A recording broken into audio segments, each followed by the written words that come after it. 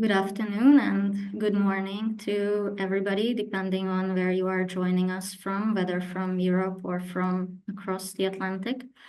We are very happy to see you here today. I'm just waiting a couple moments for a critical mass to appear in our participant list.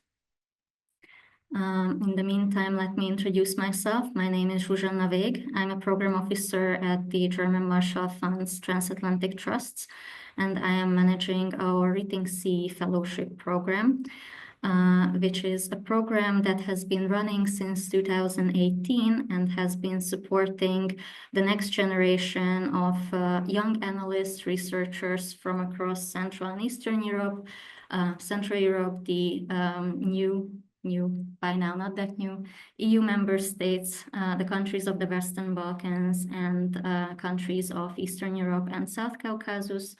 Our mission with this program is to, on the one hand, support the skill development of young analysts, and through that foster and further evidence-based analysis across the region, and through that also contribute to the developments of the think tank sectors of these countries.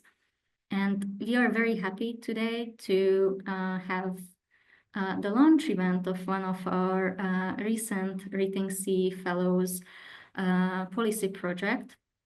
Irina Dobrohorska has been working with us from Ukraine and on Ukraine on the topic, very important topic of veteran reintegration in the context of the war and beyond.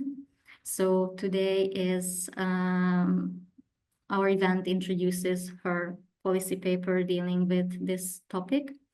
And we are very lucky to have my colleague Irina Komiak joining us today from Kiev.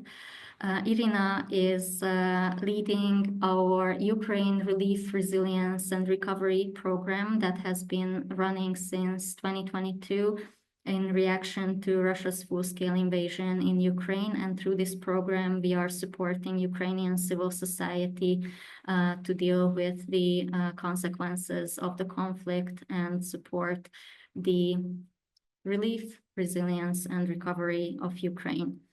I will hand over the floor now to Irina, who will take it from me here and introduce our panelists today.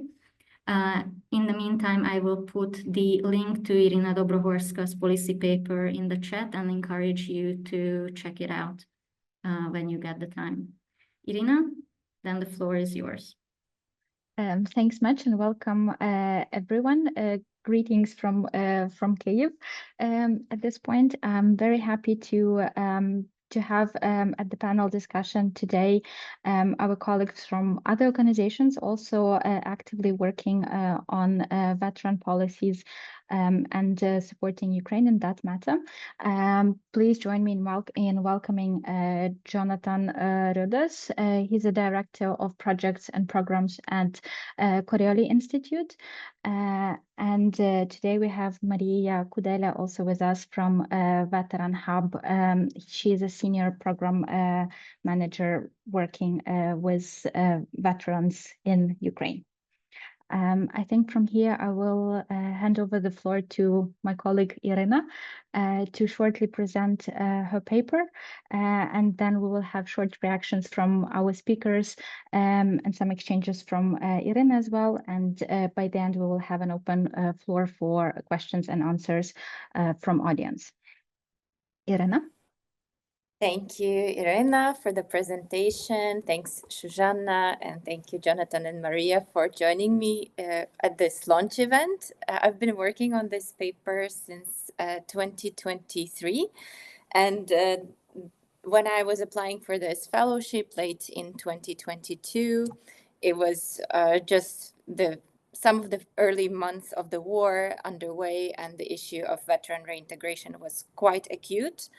And at that time, there were a lot of debates as to what role veterans should play moving on and looking forward when Ukraine will transition to the recovery stage. So I was really interested to look at this social change and the role of veterans, like from the forward-looking perspective. But as I was working on my policy paper, it was a research journey that enabled me to kind of look back at my professional work and the challenges from the government side and some of the contributions from the civil society, and reflect more broadly as to what is it that we're talking about now when it comes to veteran reintegration. How much can one count on the role of veterans once Ukraine wins the war and once the war is over? And how much expectation can one set on veterans after they come back from the service, having endured some of the most complex experiences in their lives? So my policy paper looks at the veteran reintegration more broadly, and also discusses the growing needs and the experiences that Ukraine can offer to the world. And I'm very glad to see that some of my former colleagues who are very active in the veteran reintegration space have now joined. And I think that they may be able to contribute to the discussion and steer some of the questions that I also raise in my policy paper from the practical standpoint. So in my policy paper, I start from the fact of acknowledging that Ukraine is currently combating the full-scale aggression, and the number of soldiers who are currently in the front lines are said to increase to over 1 million, and these estimates of the numbers of how many of men and women will return from service are vary, but it's for sure going to be over 1 million people. And for Ukraine's population, that's about 40 million. It's quite a significant group. At the same time, veteran reintegration is one of the big aspects of Ukraine's national defense and security. And it's quite important to look at the return from the service from the broader perspective as to how Ukraine, as a state that has a neighbor that may also be an aggressor in the future, how is it that Ukrainian defenders and veterans can be sure and can help with the future aggression should that come? So a sound veteran reintegration policy is something that would enable Ukraine to respond better to the future aggressions. The other aspect why veteran reintegration is quite an important aspect of discussion at this point is the social cohesion dimension. Because when one refers to the role of veterans, it goes more broadly also to the acceptance and readiness of the society, of family members, friends, to really welcome our male and female defenders once they return from service. And the whole system should be prepared from the small community levels, at small villages and towns to big cities, with infrastructures, support programs, and also awareness raising aspects, so that when veterans return, they feel that they are valued at home, and the society is also ready to acknowledge the contribution that they have given through their service. Equally, in my policy paper, I look at the institutional framework and how veteran reintegration works in the context of Ukraine, and some of the things that work quite well, but also at some of the aspects that still could be improved. Perhaps for the audience that may not be that much into the topic, I'll just say that Ukraine's Ministry of Veteran Affairs is the key body responsible for the overall coordination and guidance of the veteran policy. It is one of the newest ministries in Ukraine, which exists less than a decade, and compared to the other ministries, it may not be as institutionally sound as others, but the spectrum of its responsibilities is quite broad, which is why it is quite an important task that the ministry has in front of them. At the same time, there are other institutional structures that play quite an important role when it comes to providing support to veterans. And these include Ministry of Social Policy, Ministry of Economy, Ministry of Defense, Ministry of Interior. Even Ukrainian Parliament has a specific committee that also tackles some of the matters when it comes to the role of veterans. And when one looks at this overall group of actors, the Ministry of Veteran Affairs of Ukraine has quite an uneasy task to ensure that coordination across all these bodies happens at the national level. Also, there is another dimension that we may raise later in today's discussion, which is coordination at municipal level and local level more broadly. So one of the issues that has been in discussion in Ukraine, perhaps in the last year or two, is the concept of the new veteran policy and the role of Ministry of Veteran Affairs in guiding this process forward. And the reason being is that Ukraine, as an independent country since 1991, still has a legislative basis for determining who is a veteran, which dates to 1993. And when that legislation was adopted, those veterans who were thought of at that time were not necessarily men and women with the needs that currently are fighting to defend our national sovereignty. So in that time, the needs and groups of veterans have changed. Their experiences also have changed, and some of these aspects have not been properly reflected in the legislative framework.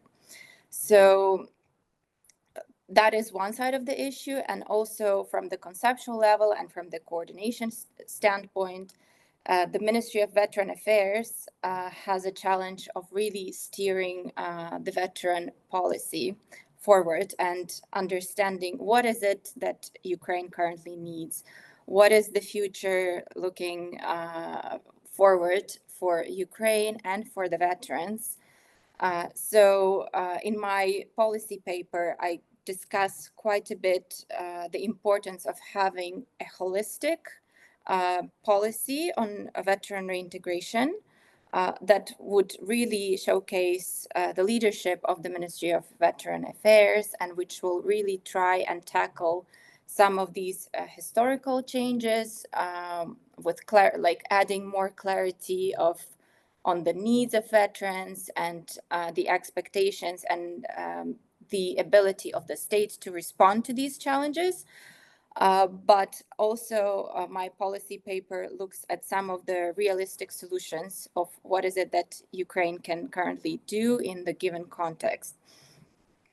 So even though Ukraine currently faces a full-scale invasion, there are some good success stories. And when it comes to veteran reintegration, I think one of the big aspects is that Ukraine can provide some lessons to the rest of the world. And it is now for our state, for our policymakers to really showcase that we are fighting this war, but we're also having some good examples to share. For instance, digitalization is one of the success stories in how veteran reintegration processes were aimed to be simplified for veterans and their family members. And Ukraine, being known as a digital and tech-savvy state, also integrates this into responding to the needs of veterans. And this is one of the cases that we could and we should amplify perhaps further. At the same time, there are a lot of things that can still be researched from the perspective of employment and bringing veterans back to the labor market as they come back.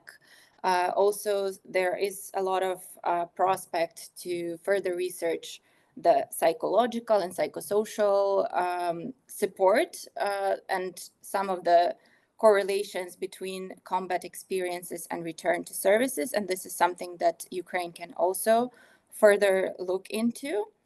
And of course, once the big concept of veteran policy materializes and some of the learnings will be integrated into the policy level, I think that the issue of veteran reintegration has a big potential to really demonstrate the readiness and some internal reflections as to how Ukraine and its society is ready to acknowledge and welcome our defenders in the current context. So I was trying to look into all of these aspects in my policy paper, and I also undertook a trip to Denmark and engaged with the Danish Veteran Center and looked into their structure. So in my paper, I also provide a bit of a comparison between some of the Scandinavian experiences and Ukraine. But my overall main point with the research paper is that perhaps when looking at the reintegration of veterans in future, I think Ukraine can make a good case to the rest of the world. And I think this discussion today is one of the opportunities in steering some of these points further. And I'm looking forward to discussing some of the specific aspects that may be of interest to the group. Thank you. Thank you so much, Irina, for sharing the insights and some of the snippets of the paper you wrote. And I encourage everyone to also have a look at the paper. The link has been provided in the chat as well. And now I think I'd like to turn to Maria first and then to Jonathan. Maria, could you please share from your perspective of civil society actor on how the reintegration of veterans is going on from this side, and also with the long-standing experience that Ukraine already has on this. Thanks. Thank you.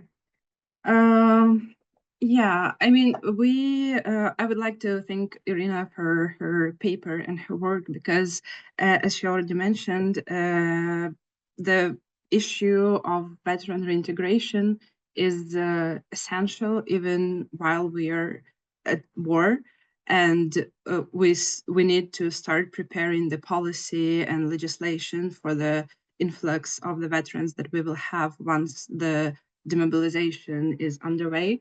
But even now, some of the veterans are leaving the force, the armed forces, due to several reasons. And we need to provide the support for them to return back to the civilian life and to support their needs. And also, so the issue of veteran reintegration is actually really important on the systemic level of the national defense, and also at bringing back the veterans as part of the society and further recovery, because they will be a part of developing Ukraine further. And if we have the national policy that actually addresses their needs, the veterans will make a choice to stay in Ukraine, or other people further down the line will make a choice to join the armed forces because they will know that they will have the support returning back. And also, and I think it's really important that Irina also highlights it, that we need to look at the families of the veterans as the beneficiary of the veteran policy, because it is actually really important to the veterans, and we know it from our research and our day-to-day interactions, that their families are taken care of while they're at service and also when they're returning back. So as to where we currently are with the reintegration processes, I think that Ukraine has made, and Ukrainian government has made several important steps lately.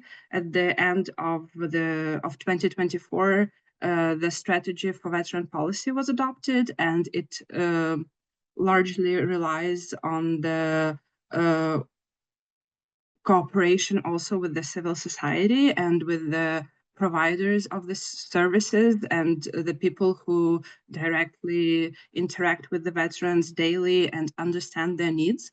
I mean, there is still room for improvement and for further development on this strategy, but I think that we now see that the Minister of Veteran Affairs and the Ukrainian government are really taking this issue seriously and are trying to create the system and and the new modernized system and not the previous one that was developed and inherited actually from the USSR. Yeah, that's it from me. Thank you. Thanks much, Maria. Now I think we'll turn to Jonathan. Maybe you can share some of the insights on the paper and some of your views on this from the international perspective too. Yeah, perfect. Thank you so much for having me on this panel. It's a great pleasure. So yeah, thanks for the warm reception, and thank you, Maria, for your remarks, and Irina for your fantastic presentation and the very intriguing research on the subject that you have produced in the past 2 years. And I wanted to expand on one specific aspect that I think is especially momentous and has a special transformative potential for the field of veteran integration in Ukraine, which are the digital services and tools that Irina also touched upon in her presentation. So the state of the affairs is that many offers have been developed by several stakeholders in the field as of now. So as you know, there's like a growing number of electronic services and innovations like the e-veteran app, of course, the DIA app that was mentioned, which already provide services like, a digital veterans ID, digital certificate for veteran family members, or family members of the deceased, and disability certificates, and also, of course, the fairly recent Army Plus and Reserve Plus apps, which all have the purpose to simplify the experience of navigating the sometimes dizzying military bureaucracy for current service members and also veterans, and with a goal to have the first digital army, as they say. So I guess like the big looming question is how do we best seize the opportunities that this digitalization provides? And I think there's a couple of low-hanging fruits, which are just to increase the awareness about these platforms and their offerings. As surveys, or many different surveys, have shown that it's not always the case that veterans know that they exist, or what they may know about the existence of the app, but they don't know that there's a specific function within them that they can leverage. Then, of course, increased trust in these apps. I know that has been a particular concern with the uptake of the Army Plus app, that a lot of service members were actually not, trusting the data security of the app. So, there's a lot of PR work that has to be done on that, and also probably technical improvements, and also like just the general fixing of technical issues in the digital infrastructure is also like sort of low-hanging fruit to improve the user experience, right? But I think the more general outlook here is that the infrastructure is there, and there's many capable agencies and people who are like behind this infrastructure. So that's the big success story that Irina has been talking about. But what we now kind of have to focus on is like tying together the threads to use them most effectively. And I think like one big aspect of this is to increase the synchronization and the data exchange, not only between different applications, because as you heard, there's many different ones by the government and civil society, but also between military and civilian records held across different ministries. So one aspect would be unifying registers a little bit more, harmonizing them, and the other aspect would also be like integrating more data at different points of a veteran's trajectory, and doing so across digital applications, and also receiving then more tailored support as a veteran across these applications. So that could be, for instance, already documenting medical and deployment history, position held in the armed forces, the family and income situation, while a veteran or a service member is still serving or starts serving, right? And I guess like one big advantage of these apps is that they're also not only tools to deliver a user experience to veterans, but they're also a tool to collect data where records are incomplete. So the underlying spirit of all of this would be that reintegration planning for every veteran should begin on the day of their enlistment, basically. And in this particular example, that can happen in the form of a new digital record that is being constantly updated.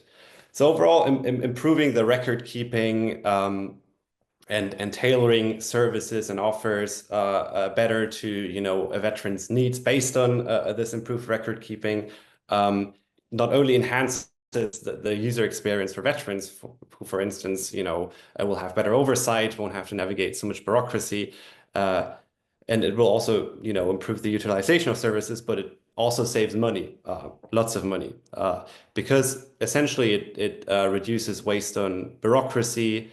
It reduces waste on legal fees, on unused services, and it also allows in general for a more efficient budget allocation due to better demand monitoring, which services are actually needed by veterans, where should the money go to provide these services specifically, and where should the money go can also be taken in a very literal sense, where are veterans located, in which rural communities are they, where are the services needed, and monitoring these individual profiles from the day that service starts is more effective to assess these needs over time than, for instance, a one-off survey in the DIA app, as it has been recently announced by the Ministry of Digital Transformation. And I think this holistic data integrity and harmonization approach would also do more justice to something Irina also highlighted in her paper, which is that it enables the support system to better differentiate, service profiles of veterans, right? Because they're quite a diverse group. So as you know, the nature of their service is different. The duration of the service is different. There's active duty veterans. There's non-active duty veterans. There's some that have it or experienced having a disability and so on, right? So it just enables to create a system that is more ready for a reintegration system or a reintegration process that is happening in the times of an ongoing war, and that also has to accommodate a very vast range of different veteran profiles and backgrounds. Yeah, thank you. Thanks much. And before passing the floor to Irina to respond to the comments, I would just like to say that for our audience, you can ask questions or post your comments in the Q&A box, and we will get to that in due course of the discussion. Irina? Thank you, and thank you, Jonathan and Maria, for your comments. Let me start with responding to Maria and the importance of family members in the reintegration process. Indeed, I think, especially with the full-scale invasion, the discussions around veteran reintegrations have become maybe more acutely focused on the importance of family members, as those are the ones who have the first and most direct contact with a veteran, and it can be spouses, husbands, minor children, parents, and quite often these are the people who are also quite engaged in helping Ukraine's defense efforts, in volunteering. So considering that they are also undergoing quite significant psychological challenges, and also provide support to their direct family members who are veterans, it is quite critical to also think of the necessary support programs and acknowledging the important role that they play in the safe and sound return of our defenders back home. So that's one point. And also on the points that Jonathan raised on digitalization. In fact, colleagues from IREX, and when I was at IREX, we've been working quite a lot on launching the e-registry for veterans. But from the professional experience, one of the challenges that was faced was cybersecurity.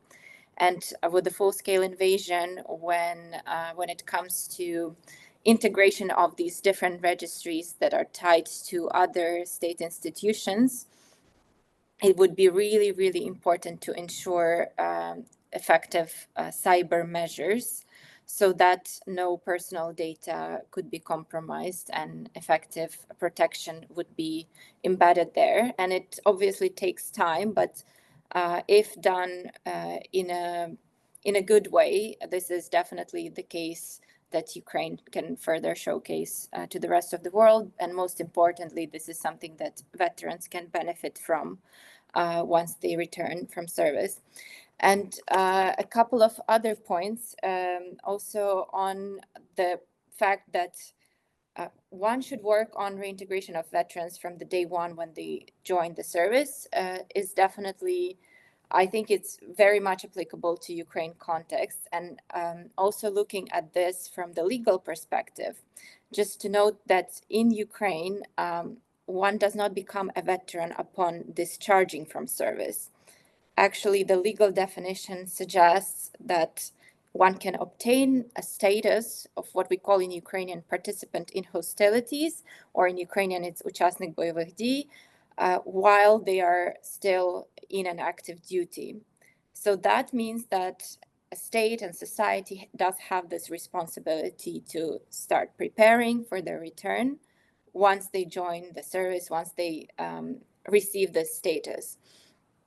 And my understanding is that that legal definition that we currently have does not have a minimum term of how long the duration of the service one should undertake to receive this status. There are some certain criteria to do that, but once you fulfill those, you can be an active duty soldier and still be considered a veteran and still be entitled to receive all of the support that you may need.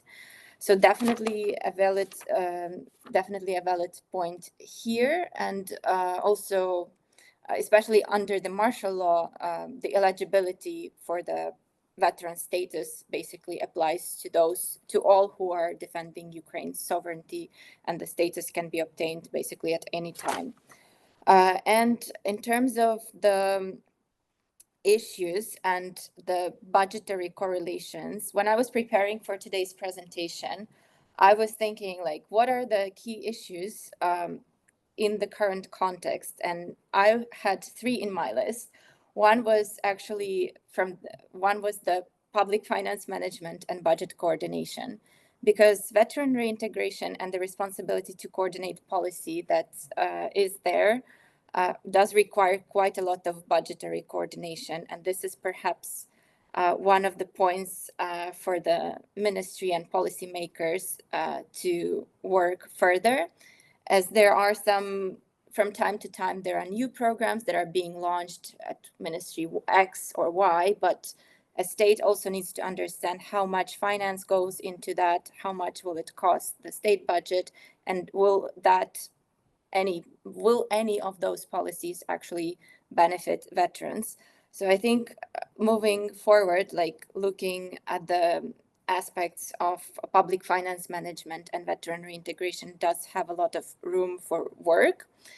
And the other two issues or challenges, I would say, is institutional capacity, because with the full-scale war, there are so many institutional challenges across different governmental agencies at the national level and also at the local level.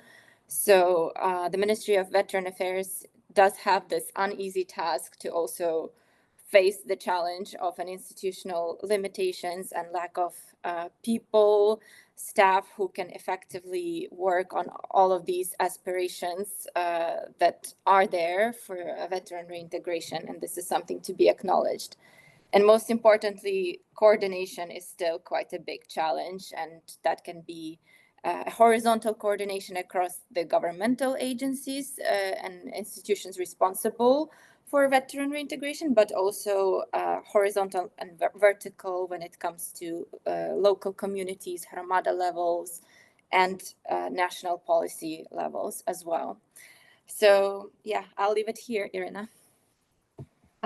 Thanks much. I see the questions coming in already in the Q&A box, so I do encourage more of them to come in. I probably start with a few questions from my end as well. And I think the first question would be more to Irina and Maria, but Jonathan, if you have a comment, please feel free to also jump in. To your opinion, what are the challenges for veterans and their families when it comes to psychological support? Perhaps there are other methods and approaches that can be used or promoted to support the reintegration and adaptation processes. Maybe some educational, professional leadership trainings, because while psychological support and mental support, to that matter, can be one of the keys, but we also cannot state that this is the universal thing that works for everyone. How do you see the development and the direction of this process? Irina, Maria, whoever wants to respond first. Yeah, I can probably start. Yeah, so in terms of psychosocial support, as we have already mentioned during this discussion today, it is the important context for veteran reintegration and family and veteran support is that currently we have the context of the ongoing war, and it shapes the context of the transition and of the support that the beneficiaries, veterans and the families may need. So because they have to navigate the sometimes the physical aftermath and consequences of participating in combat and adjusting to the new reality, which brings on the emotional challenges as well. And also, when we're talking about the families, it is important to understand that the war has been going on for the full-scale war for 3 years now, and the families have been separated for that period of time. So it brings on also the psychosocial support in terms of the family as a whole. However, there are still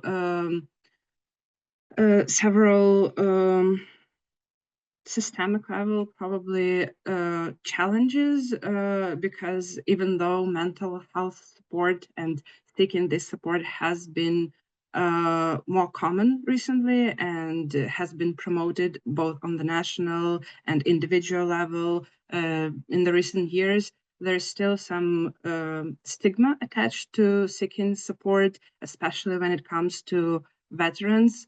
And here, I believe that peer encouragement can work as one of the approaches because it is also about the trust in the system of mental health support and trust in the individual who and the civilian oftentimes can support and help you with the psychosocial challenges you may be facing.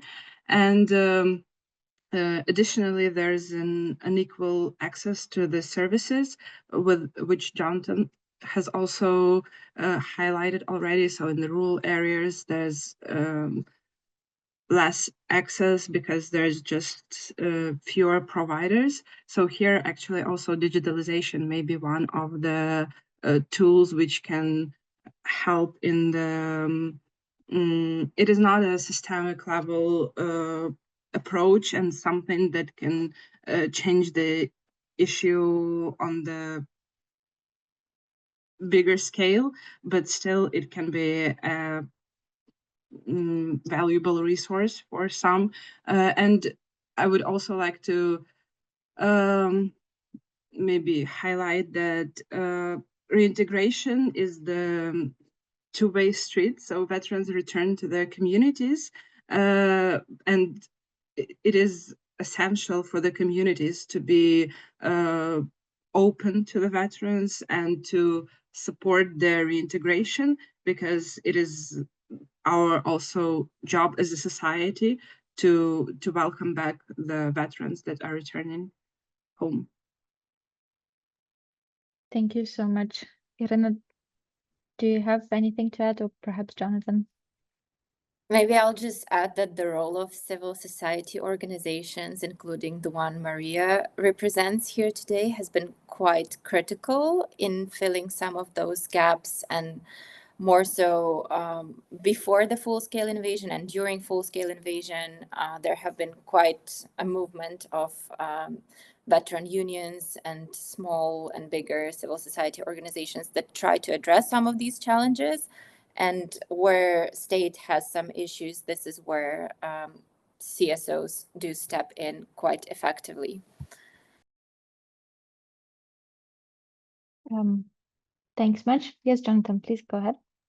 Yeah, just thank you for these reflections. I just wanted to pick up on the point that Maria made on communication and trust, and sort of this destigmatizing mental health and psychosocial support. And I think like one important aspect of like this trust building, you know, in an environment where, you know, seeking this kind of support is already, you know, sometimes subject to social norms and social pressures, etc. I think especially in that environment, it is very important to train mental health and psychosocial support professionals to specifically interact with veterans, which, you know, is a very a different type of experience, right? Being, for instance, a military psychologist versus a regular psychologist. So there needs to be this form of preparation of the professionals themselves. But I think another aspect of this is actually to train bureaucrats, you know, to interact with veterans and their families in trauma-informed manners, and you know, to kind of avoid common bureaucratic frustrations that families feel, and then like become disenchanted with the system and not seek support, right? The point I want to make is that it's not only important how the professionals themselves interact with veterans and their families, but also how the first points of contacts, you know, in the local governments and in the communities, you know, how they interact with veterans, because that may actually be, you know, the crucial, decisive point whether they're gonna, you know, take up the service and get mental health and psychosocial support or not. Thanks much. Those are true valid points, because this is also one of the ways how to build in trust, because people usually talk to people, and if you see this sensitive communication as well, it sort of helps with reintegration and also sort of contributes to the two-way street approach. I do have another question on also kind of relates to communication, but we see the ongoing strong and consistent support to Ukraine from its allies and international partners, including on the state level, on this level of societies as well, and local communities. Now I think I will start with asking the question to Jonathan, and then if there are reflections from Irina and Maria, totally welcome. How do you see, like, what is the involvement of the international community to the shaping of expertise, policy recommendation, and exchanges on veteran supports? And how did this cooperation change since 2014, and if? And I think I would just also kind of add to this one of the questions from the audience. How do you see the exchanges from Ukrainian side to the international community, both when it comes to some of the military experience, because as we know that Ukrainian army is the active army and has active experience of actually fighting the war, but then it comes to veteran policies as well. Yeah, thank you so much for this question. So I think, yeah, without a doubt, the international community has played a huge role in the field of veterans reintegration. So I think like the key word here is capacity building. For instance, by NATO to modernize, you know, the Ukrainian armed forces, to adjust reintegration policy closer to Euro-Atlantic standards. which also have influenced then the creation of the Ministry of Veterans Affairs in 2018. Not least because Irina Fritz, the first Minister of Veterans Affairs, had actually a background in NATO related parliamentary work. So and I think even more important than that, there was like this huge strengthening of post-Euromaidan Ukrainian civil society, and among them were hundreds of veteran-led ones, veteran-led CSOs that emerged. And kind of reflecting back on the developments since 2014, I would say like that the biggest change it has been that Ukrainians have started taking more leadership and agency themselves. So, for instance, government bureaucracy has partially rejuvenated and innovated. Ukrainian veteran supporting and veteran-led CSOs and philanthropic foundations and so on have organizationally matured, or a lot of them have, or let's say the amount of organizations that are organizationally mature in that sense, has just drastically increased. And that kind of shows highest possible return on investment, right, of this capacity building. For instance, through the post-2014 Ukraine Support Act by the Obama government, and I think like organizations like Razom or Nova Ukraine are just living examples of this legacy, which is something very, very nice to see. So overall, I would say it has evolved more towards a horizontal relationship of partners serving partners rather than like a donor recipient dynamic. And I think like connecting also to the question of from the audience, I think like this has, or let's say, this horizontality has also enabled Ukrainians, both civilians and people from the military, to articulate their experience in different ways, right? Because as you rightly pointed out, they're the ones who fight the war. They're the ones, who are defending their country, right? And let's say through this development that, the partnerships have horizontalized, they're now just able to articulate their needs based on this experience in a much more confident manner. And my experience in the field has been that this is pretty much respected. Of course, there's room for improvement. I'm going to talk about that in a second. But yeah, it has evolved towards this partner serving partners dynamics, which is led by Ukrainian priorities. So, and I think like the reason that this happened, this development is the vigor of Ukrainians themselves, who have always been keen on getting involved in the development of this transnational civil society, and also constantly apply the lessons learned together with our partners, right? And I'm talking both about civilians and military personnel and veterans working in this this sphere. But again, as I was already pointing out, challenges do remain. So the recent US retreat was, of course, a huge drawback because over millions of dollars of funding were gone from one day to another almost. And of course, there's also still challenges with, aligning funding with local needs, right? It's not perfect yet that, donors from several, allied countries will always funnel money into the priorities that are defined by Ukrainians, and that's still something that has to be improved. I'm just saying, there have been very positive developments, but still, like in program and policy design, I think we still have to give an even bigger priority to basing funding allocation and donor priorities on, priorities on the ground.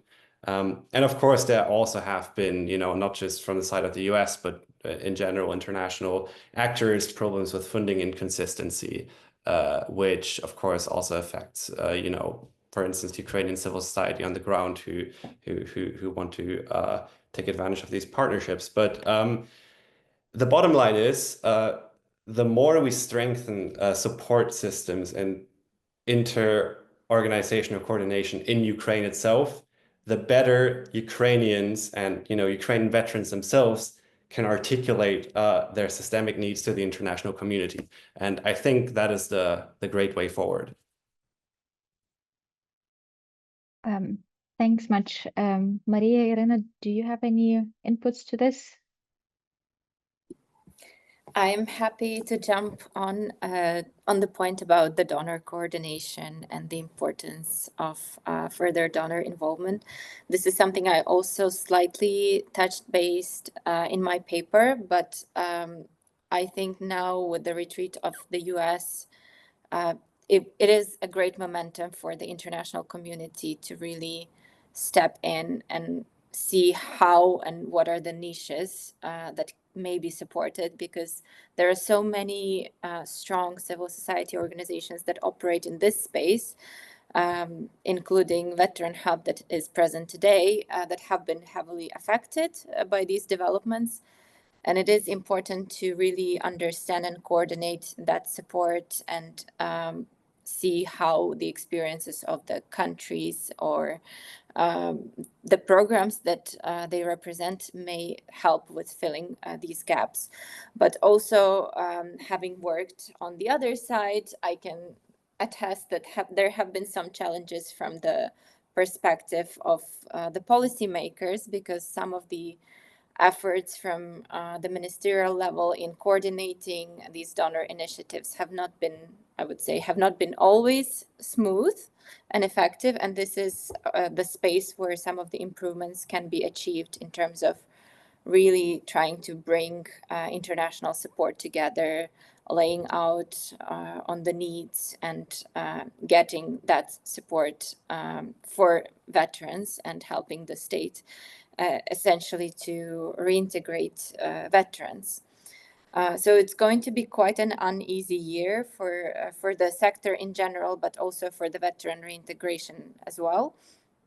But we're also witnessing how businesses have started to step up and supporting veterans.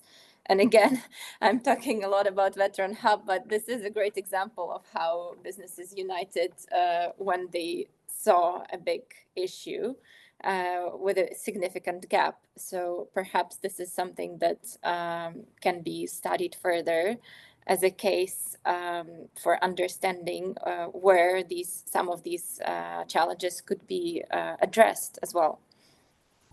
Thanks, Irena. Thanks much. Maria, do you have any reflections on this? No, actually, I think Irena and Jonathan summarized all the main points. Perfect. Then I have another question from my end and a few from colleagues who are listening to us.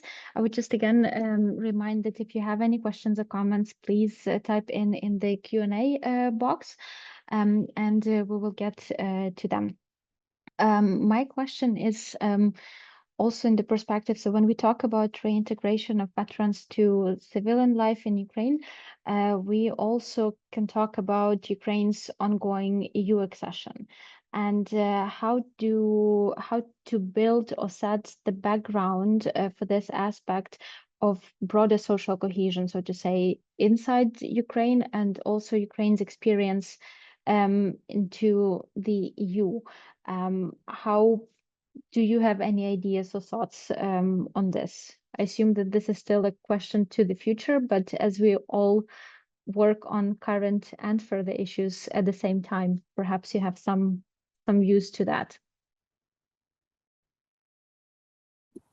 To my awareness, I'm not sure whether there is any tangible point with regard to EU accession and veteran reintegration necessarily, but there is certainly a dimension of workforce development and strengthening Ukrainian economy and making Ukrainian economy sound and prepared for the accession.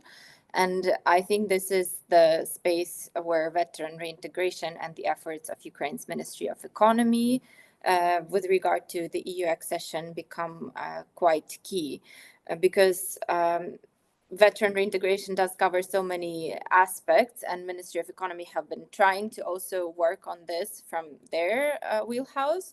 So ensuring that not only Ukrainian labor market is prepared for the EU accession, but ensuring that it is inclusive towards different groups of citizens, and they can also either find an employment that they aspire or return safely to their workspaces where they used to work before joining the service would be an important aspect also for strengthening Ukrainian economy at large, I would say.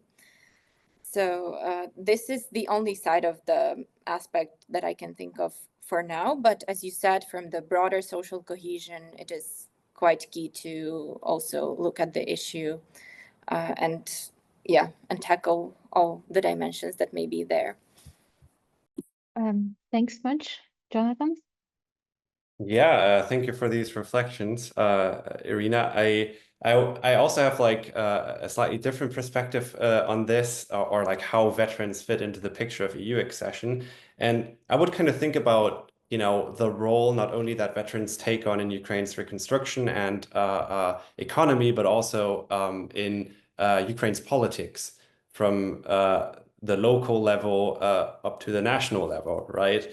And I think like one aspect when we look at this through this kind of strength-based reintegration approach, like what are veterans' inherent qualities that they bring to civilian life that we need to leverage to reintegrate them holistically. One thing that often comes up is, you know, their sense of duty and their sense of justice and fairness, right? Which are all qualities that, you know, you would want to see in a politician, right? And there's also other aspects of this, which is a lot of veterans have had very, very sort of sometimes life-changing experiences with, you know, bureaucratic corruption sometimes that, you know, there has been stories about, you know, preferential access or to like benefits, you know, through certain channels, or you know, problems in the military bureaucracy that were linked to this, right? So it's also kind of the experience of with like existing systemic shortfalls, right? Not only talking about corruption, but also talking about, you know, the overall coordination of efforts, right? Which they experience so viscerally firsthand, right, through their integration policy, that I think they bring a lot of very good qualities that, you know, with the right policy and programming approaches, can be leveraged to transform Ukraine's political landscape and, you know, have veterans as well lead in, you know, future governance or justice system reforms and anti-corruption efforts, right, which are all relevant aspects to EU accession. Thanks much. I can say that there are already some veterans working in the National Agency on Prevention of Corruptions at the current days. So I think that that returning to professional life that also includes the political area is an ongoing process. I think that we will face with it equally when it comes to veterans and also volunteers and some other civil society activists who've been active during the full-scale invasion and accommodating all of the experience in and shaping the future of Ukraine's development. Thank you so much for this. Maria, do you have anything to add on this? Okay, then we still have a question. We actually also had a question on the veteran reintegration on political life, but I think we partially covered it. We do have another question from our audience, which is, what is the future of the paper? And Irina, do you plan to cooperate with the Ministry of Veterans on this? And I will add a small remark from me on this question as well, because we know that there are some departments that involve working with veterans in different ministries at the same time, like in the Ministry of Defense, in the Ministry of Economy. How do you see potential cooperation on this further? Thank you, Irina. So on the future of the paper and cooperation with the Ministry of Veterans, so just beyond the GMF engagement, I work for an international consultancy, Adam Smith International, which is based in London. And we've been also trying to re-engage with the Ministry of Veteran Affairs to see how we could step in with some of the work. So my personal intent is to really try and push on some of the knowledge that I have now and some of the expert support that I've gained through the GMF community at my work, and see if we can also coordinate better with the Ministry of Veteran Affairs. And I was just in Kiev last week. We're trying to meet the newly appointed Deputy Minister of Veteran Affairs, who will be leading some of the work on donor coordination and digitalization, but he was very busy, but I hope we will still meet, and as he's quite proactive and used to also work in the donor funded space before. So this is one way, but unfortunately, the representatives of the Ministry of Veterans haven't joined the launch. So I think we will try to find a way to really share some of the insights from the paper with them and see if if there are any points that may be of use to them, and then identify how they could materialize through some more tangible support. I would say that way. That's my intent. What was the other question? Can you remind me? So basically that was on the cooperation of different departments within ministries on the issues of veterans, and I think the cooperation in between departments and Ministry of Veterans, but at the same time with civil society organizations working on veterans, how to go through all the tensions that can still arise on this. Perhaps maybe then Maria can also add on that from the civil society perspective. Yeah, maybe I'm not the best person to really respond to this question, as I don't really work for the ministry or around the ministry, but clearly there is an expectation that the Ministry of Veteran Affairs, with their mandate, should take the lead and work on improvements of coordination of efforts. Maybe Maria and Jonathan have some of the views from their side of things. Thanks much. Maria? Yeah, I mean, it's just as Irina has said, that the ministry should take the leading role and be the main body that coordinates all the other stakeholders involved in supporting veterans and actually in implementing the policies that are specialized for the different areas. Because, I mean, it is important that the veterans receive support in each and every field of their well-being, in health and in I don't know, employment, and they fall under different departments or ministries, but there should be one body that employs the role of the coordinator of the policy and steers the strategy on what is the best way to support the veterans.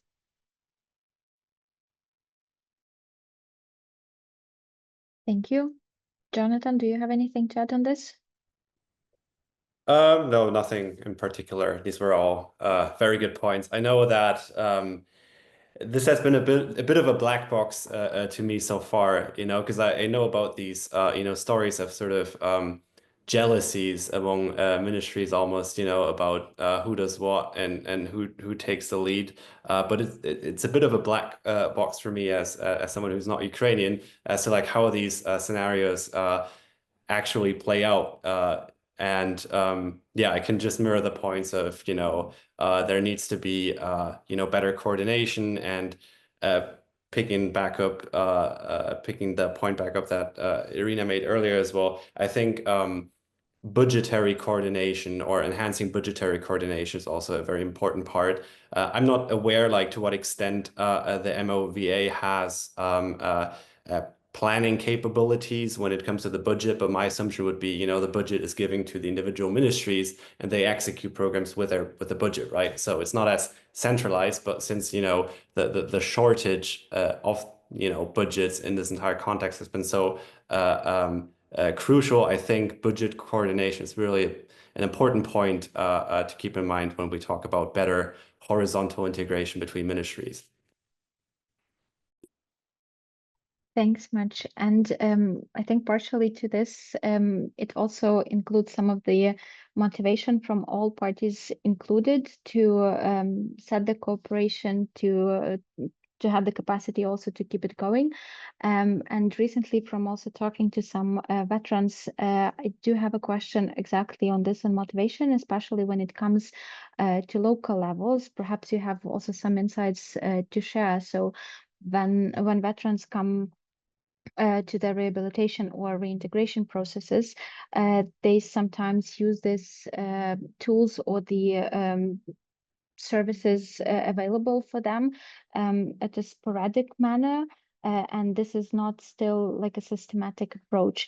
How do you see it from your experiences? Perhaps, Maria, you can share more on the activities of Veteran Hub, how to keep the community active or more active, or how to approach this, and also perhaps from the side of their families, how to deal with this further.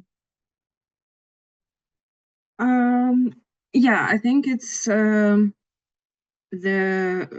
somewhat of an issue that veterans not always know what services they can utilize and what support they are eligible for or they can turn to. Yeah, also in Veteran Hub, we and it also comes back to the point about the accessibility of the services, actually, that we have the mobile offices because some of the veterans they just are not able for variety of reasons to come into the bigger cities, for example, for to use the services. So it is important also to come to them. Of course, also when they have this need and they request the support, but also it is one of the ways is to just make sure that the community knows that there is the support system. For example, the smaller community in Kyiv Oblast, because then they can share this information with the veteran, because not always veterans have the resources to do the research or just to know that they would need support. So it is, I believe that it is important to make sure that the community can also support the veteran in finding these resources and actually using them. Yeah, and if they know, for example, that there is the mobile office of Veteran Hub or other civil society organization that can take a call and come to see the veteran and provide services on psychosocial support, mental health support, or I don't know, some legislative support, they can share it. And I think it's a great way, this community-based support. Thanks much. Jonathan, and then probably Irina. Or Irina, if you want to go first, if you have a point in mind. Okay.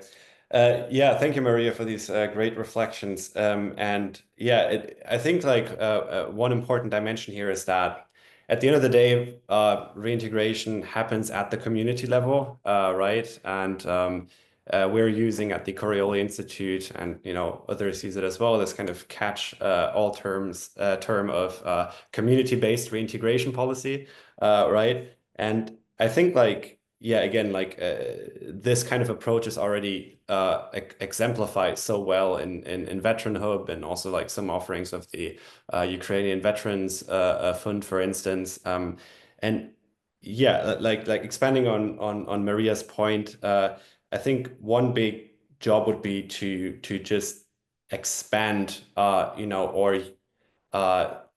to universalize these anchor points and focal points that veterans can find when they get back to their communities. And to just give a concrete example of what that could look like, or what work in the area looks like currently, there's like this initiative called the Community Support Center, which was established by the NGO Space of Opportunity and in partnership with the All Ukrainian Association of Communities and also the International Renaissance Foundation, also a big player in the field, as you know. And they basically, they claim they're working with, all almost 1,500 romadas to guide them with different kinds of resources, so expert guidance, policy tools, and digital resources to kind of show them how to even build a local veterans program, how to open a veterans space. So basically what Veteran Hub does, but with the vision in mind that every local community in Ukraine would have exactly that, or several of these focal points. And this is basically a way to ease the experience for veterans, of course, because it's supposed to make it easier for them to know where to go. The referrals should be streamlined. Communication with the very diverse set of stakeholders providing services should be eased with that. And I think it's also just a way to build capacities that help consolidate the responsiveness and the to veterans' needs and the ability to make decisions within local communities. And I think that's the best way to approach it, because that's where the needs are placed. And to connect back to the whole digitalization aspect, there's also a very useful tool that has been provided by the three organizations working on this, which is the chatbot of the Community Support Center. So yeah, it's basically a chatbot, that they can offer that works with needs assessments and then referrals directly for veterans, right? So it's a simple digital tool that can be easily replicated at a low cost across, many communities, and that can just transform the way that veterans are received there. Thanks much, Irina. I think Maria and Jonathan covered most of these points really well, and I think that the civil society organizations have indeed stepped in quite a lot in many of these aspects. So yeah, no further points on my end. Thanks much. I also would like to thank the audience for their involvement and active status. I think that now I'll pass the floor to Irina for some final remarks before wrapping up our session, unless there are some other final questions or... Okay, I don't... there is one question in the chat. What is the role of the private sector, especially social businesses, if this segment has been envisaged in Ukraine? We touched upon it briefly, but maybe Irina, you can elaborate a bit on this. Yes, actually, some of the businesses have been participating in some training programs for example, for adapting their HR policies to veterans who may be returning from service, or ensuring that their workspace would be appropriately prepared for veterans' return. So there have been quite an effort to this point, and again, civil society organizations, together with some Ukrainian big companies, have been working on ensuring that veterans would be ready to return for the workspace. And this is something that was actually taking place also pre-full-scale invasion. It's just now with the full-scale invasion, I think what is happening is that businesses of different scale would have to really acknowledge the fact that some of their employees would be veterans and their life experiences may be somewhat different. So not only that would require an understanding of the benefits from the legal perspective, but also preparedness to welcome them back into the workspace. So there are some tailored events and available resources for those. And I think some of them can even be found on Veteran Hub's website, from what I recall. Thanks, Irina. Thanks much. I would Okay, there is another question in the chat, but I think that would be already the last one. To your knowledge, is there a coordinating effort underway at World Bank or NATO or something else to direct foreign investment international veteran reintegration campaign? Not to my knowledge, but I think there's quite a lot of discussion currently, like across major funders, as to what are the priorities for them to pick up in terms of the things that got cut with the US involvement in Ukrainian space. But having engaged with some of the parties mentioned here, I haven't heard specifically about the investment into the veteran reintegration campaign. But what I also know is that some of the international funders like IOM, Council of Europe, Folke Bernadotte Academy, some of whom also get bilateral support from their government, they have been more actively involved in the veteran reintegration. But and NATO as well, I know that they do have some ongoing work on this. But from the World Bank perspective, not that I'm aware, to be honest. Thanks much again to our audience for being active. I will now pass the final word to you, Irena, before wrapping up, and then take the final word. Thank you. Thanks, Irena, and thanks everyone for steering this discussion. I hope that some of the points that we've highlighted today were new to you and provoked some further thoughts and reflections. And I also wanted to thank some former colleagues from IREX who have been quite active in the chat.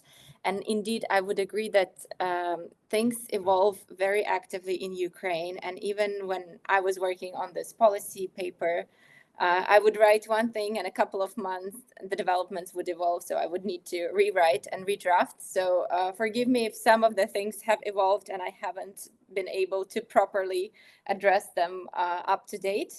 But I think the most important point that I do want to make out of today's presentation is that the matter of veteran reintegration is a top priority that has been spoken by Ukraine's president. It is acknowledged also by the society, also given the scale of defenders who are currently fighting for our sovereignty and independence. And it is the responsibility not only for policymakers, but also for citizens of Ukraine to find ways to be involved and understand how we can support defenders in coming back and what are the ways for communicating with them, for ensuring that they have access to services, so that once Ukraine wins this war and once this war ends, we can transition to a peaceful future, appreciating the effort by our defenders who have been fighting for all this time. Thank you so much. From my end, I would also like to say thank you to Jonathan, Maria, Irena, Zuzana, and the team who made this presentation possible, for the insights shared from the local perspective, from the international perspective, from the civil society lens. And I do agree with Irena that there is a lot of things going on and we still have a lot of things to work on. For better or I wouldn't say for worse, but for better, there are a lot of actors who are actively engaged in the processes, and this is very inspiring and encouraging also from Ukrainian perspective, from the donor perspective, from the civil society end as well. And I do wish that this dynamic remains, and all of the innovative ways and approaches that Ukrainians are inventing and testing at the same time will find also their response within the international community and within the policies, recommendations, and also EU accession processes. On this, I would also just add and encourage our audience to follow our work, especially of Rethink Fellowship in the social media channels, as we are having some more of policy papers and presentations coming up in the upcoming months. And the next one would be on gender-based violence in the context of war, countering and responding to it. And this would be also presented by Irena's colleague, Halina Kotluk. She's also a fellow and a researcher of the Rethink Fellowship. And from my end, also taking a personal advantage opportunity, I would say that we do support Ukrainian civil society organizations and independent media, especially in the ongoing full-scale war. And this has been and still stays the pleasure to work and to get the inspiration and motivation from all of the actors on the ground. And I think that this is one of the ways that keep us all moving to the victory and to all of the work that is yet to come afterwards to do. Thank you very much again for being active, for finding time. And yes, you can find us anywhere if you have any further comments or questions on this particular paper or on any other work on Ukraine. Thank you very much. Thank you so much. It was a great pleasure. And yeah, thank you to everyone who participated. Bye. Bye-bye. Bye, thank you.